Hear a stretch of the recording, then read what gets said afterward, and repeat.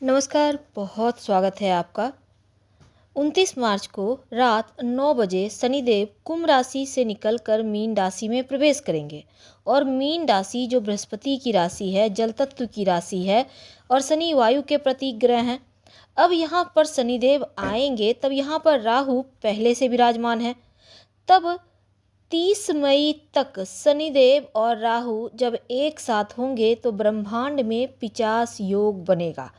तो 30 मई तक राहु मीन राशि में और 29 मार्च से 30 मई तक शनि भी मीन राशि में राहु के साथ। तो शनि राहु की युति हुई। अब जब मीन राशि में 50 योग बनेगा तो ज्योतिष क्या कहता है? देखिए, 50 योग जो है बहुत हद तक अच्छा भी होता है और बुरा भी होता है, अशुभ माना जाता है, लेकिन ये सिर्फ 2 महीने के लिए ही बनेगा। अब राहु जो है मीन राशि में बैठे हैं पहले से, तो बहुत कुछ बदलेंगे, क्योंकि ज्योतिष शास्त्र में जो 50 योग है इसको सकारात्मक फल के साथ नकारात्मक फल देने वाला भी माना जाता है।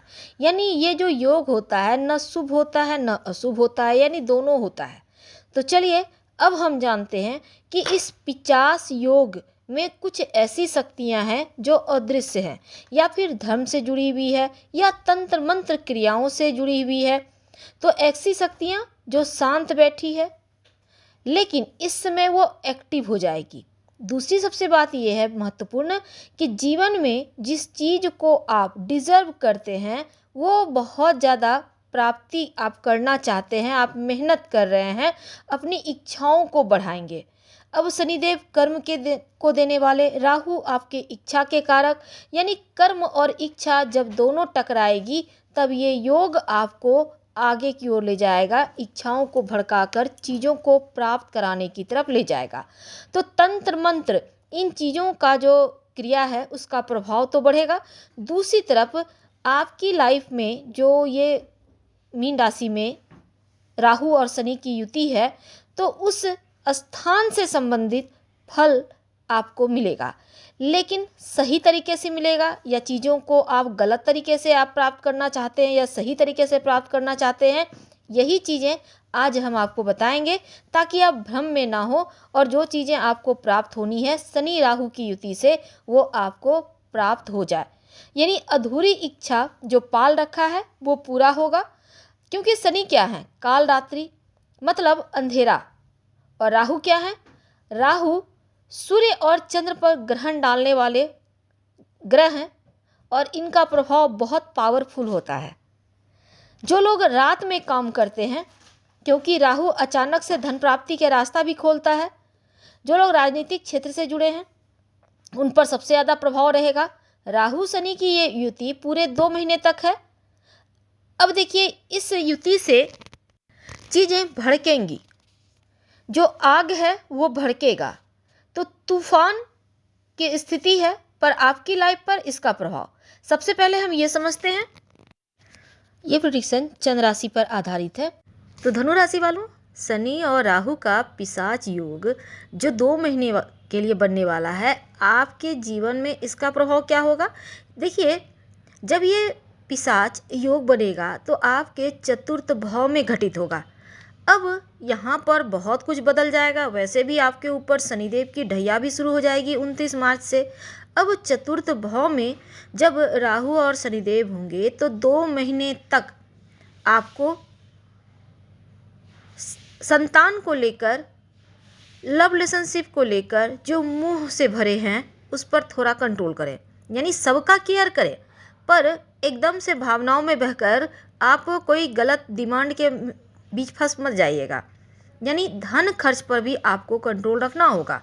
और गलत जो रिश्तों में आप हैं, अगर आप उनसे बाहर निकलना चाहते हैं तो इन 2 महीने के मध्य आप गलत रिश्ते से, गलत अफेयर से आप बाहर निकल जाएंगे।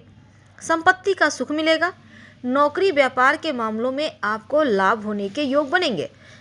जहाँ भी नुकसान हो रहा था अब प्रॉफिट में बदल जाएगा, यानी आप प्रयास आपको करना होगा। अब सीधी दृष्टि राहु और शनिदेव का आपके प्रथम भाव पर।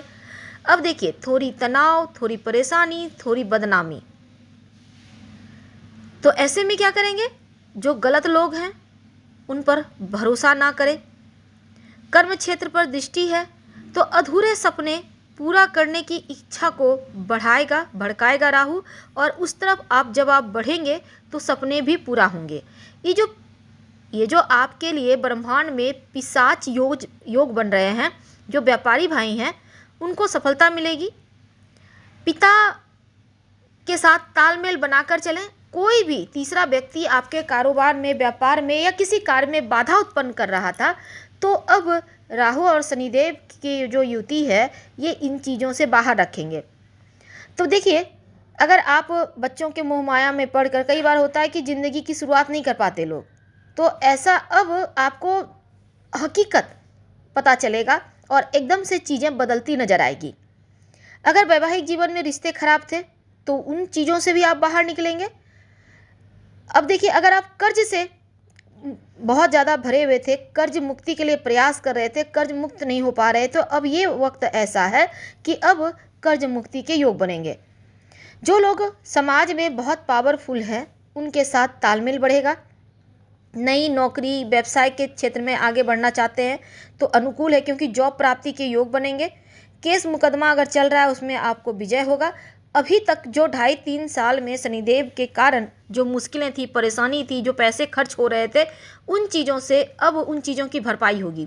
तो शनिदेव और राहु का पिशाच योग आपको आगे ले जाएगा, और झूठ अगर बोलकर किसी भी तरह का आपके ऊपर ब्लेम लगाकर आपके कार्य से आपको, या कार्य में बाधाएं थी, या आपको जॉब वगैरह आपको छोड़ना पड़ गया था, तो वो चीज़ों में आपको विजय मिलेगी। यानी आपका कार्य बन जाएगा। जो भी अटका हुआ कार्य है, डूबा हुआ पैसा है, ये सभी चीज़ें एक बार फिर से रास्ते पे आएगी। और वैवाहिक जीवन में टेंशन था, तो अगर आप रिश्तों को आगे बढ़ाना चाहते हैं तो वो इच्छा भी आपकी पूर्ण होगी, और अगर रिश्तों से साइड होना चाहते हैं तो वो इच्छा भी पूर्ण होगी। तो करियर के मामलों में ससुराल पक्ष से यहाँ पर आप जैसे धन वगैरह लेन देन ना करें। आपके अंदर कॉन्फिडेंस बढ़ेगा, और कौन अपना कौन पराया ये बेहतर तरीके से इस पीरियड में आप जान पाएंगे। अचानक से हर चीज़ की प्राप्ति होगी, चाहे वो संपत्ति की प्राप्ति हो। अगर पैसे का नुकसान हो रहा था तो अब नुकसान की भरपाई होगी।